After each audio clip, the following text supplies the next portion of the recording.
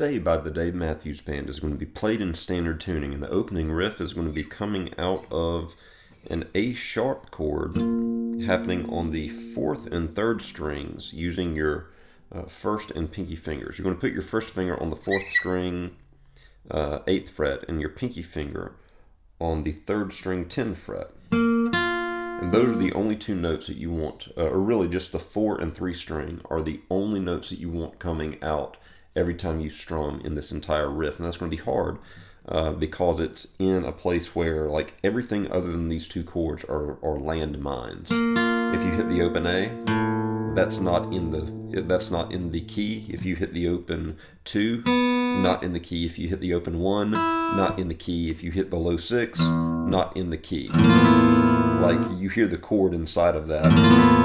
It's not like, it's just a ton of landmines. So you've got to use your second and ring fingers and the way that you're laying kind of the back half of your palm to mute all the strings other than the 4 and the 3. And you're going to go down, like a down, down, up, down is what it's doing. That second down is pretty light. It's really emphasizing probably more like a down, up, down, but there's definitely a down, down, up, down that's in it. After that, like very slowly, you'll go. That's happening on up strums. So you'll strum just the this chord again up, and then you'll lift up your your pinky finger, and your first finger needs to be barring the 8th fret of strings 3 and 4, and you'll pluck up on those two, and then you want to go. So that first movement is you're going to go with your first finger to the 4 string 5th fret, and your pinky finger will be down on the 3rd string 7th fret. That'll be a pluck up with your pick, and then a pluck up again, moving your pinky finger up 1 fret to the 3rd string 8th fret, while your first finger remains on the 4th string 5th fret. So far we've got.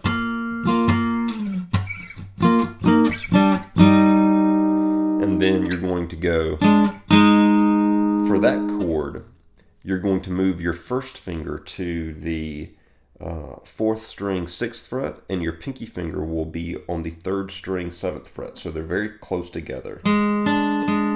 That's the next up strum. And then you'll move your pinky finger up 1 fret to the 3rd string 8th fret, while leaving your first finger on the 4th string 6th fret. And that's the end of the riff. So you're going.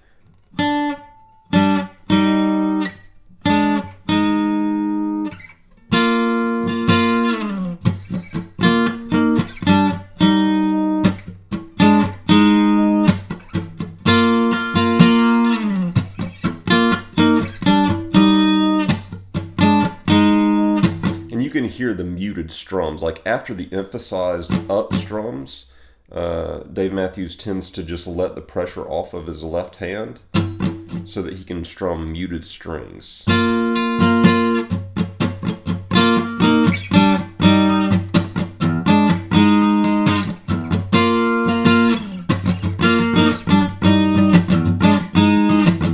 And that's the intro. It's going to do that back and forth, and then you're going to get to the chorus. The chorus is going to be a D sharp, or a version of a D sharp. Your first finger will be on the 5 string 6th fret. Your ring finger will be on the 4 string 7th fret. I'm sorry, your ring finger will be on the 4 string 8th fret, and your second finger will be on the 3 string 7th fret. So kind of like the first chord to One Sweet, like that opening chord to One Sweet World, if you know that song. But that's the first chord of the chorus. And then you want to go to this chord.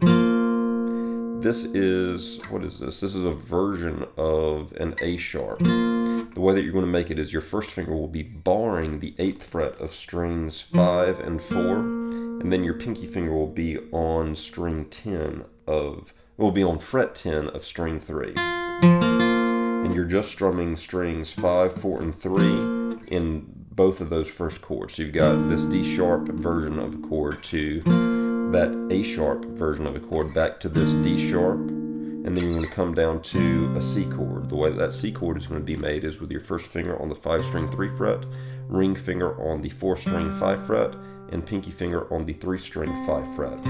Use your second finger if you want to kind of gently lay on the 6th string so that you can mute it out. Then it comes back up to the D sharp, back up to that A sharp version, back down to the D sharp, and then vamps at the end of the chorus on an F chord, like just an F major. The way that you're going to do that is first finger to the 6th string 1st fret, ring finger to the 5-string 3 fret, pinky finger to the 4-string 3 fret, and then second finger to the 3-string 2 fret. And that's just 16th note strumming, down, up, down, down, up, down, up, down, up, down, up, before going back into the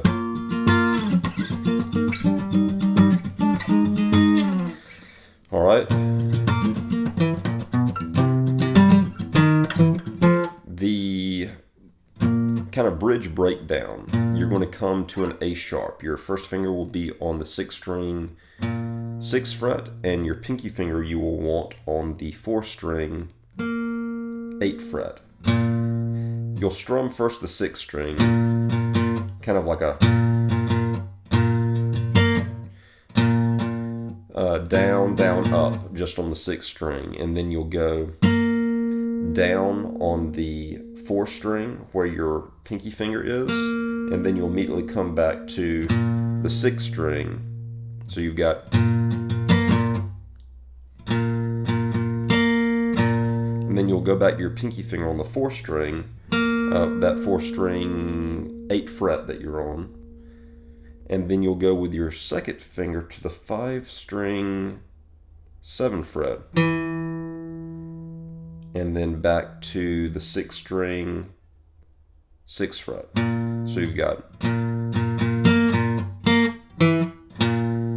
and then you'll walk up 1 fret with your first finger to the 6th string 7th fret, and then 1 more fret to the 6th string 8th fret with your first finger. So you're going,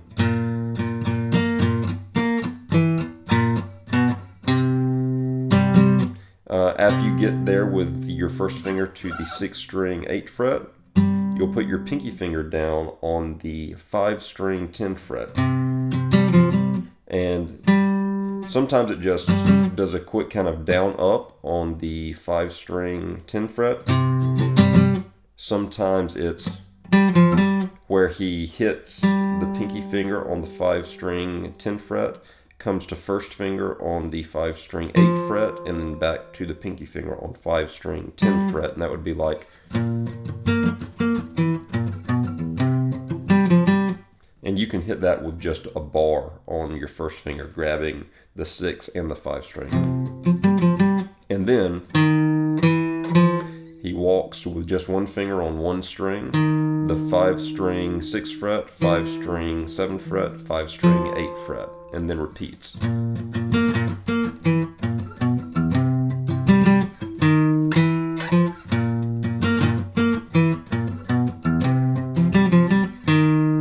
And does that a couple times, and that's tough to get clean because you're really just wanting to emphasize those individual notes. But the more that you kind of practice it, you can get a bit more strummier with it and a bit more rhythmic. And kind of strum across all the strings, but all the other strings would need to be dead. So that gives you a bit more percussive feel if you get to that point of doing it. But it's just a style of being able to use kind of the fat back of your left hand to mute all of the other strings that are down the guitar that you don't want to be being played. And then it goes back into the chorus.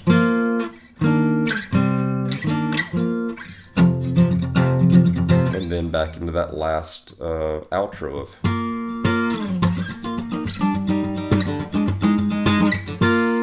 So those are the chords and the movements to Stay by Dave Matthews Band. Hopefully this gives you an idea of how to approach the song.